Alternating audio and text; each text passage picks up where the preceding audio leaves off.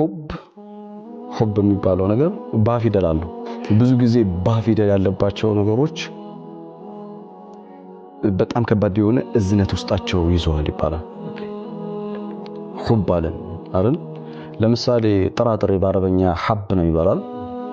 የአላህ የእዝነቱ መገለጫ ለሰው ልጅ ጥራጥሬ መስጠቱ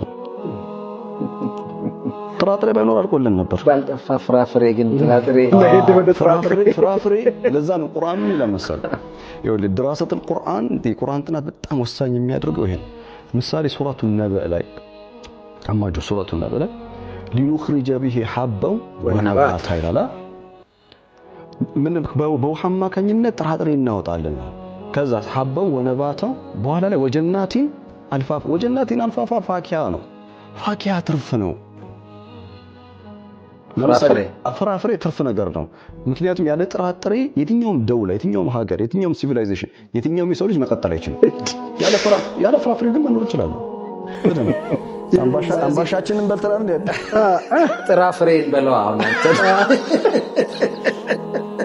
ጥራፍሬ ሁለቱም ስለሚያስፈልገው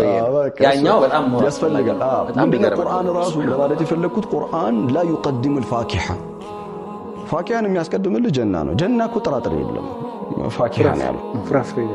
ነው ያለው ስለዚህ ፍራፍሬ ሀገሩ ዛሬ ነው ጥራጥሬ ግን ያው ያው ማነሱ ነው ያ በቃ እንጀራ እንክዳታለን ጥራጥሬ ማንኛውም ምን ለማለት ፈልጌ ነው ሁብ ለሚለው ነገር ያው እዝነት አለው ሁብ ፍቅር የሚለው ከእዝነት ጋር የተሳሰረ ነገር ነው የቁርአንን ታላቅነት ከቁርአን ምንነት አንፃር በፍቅሩ ወድቀናል ብሎ ባፍ መናገር ትንሽ የሚከብድ ነገር አለው ብዬ አስባለሁ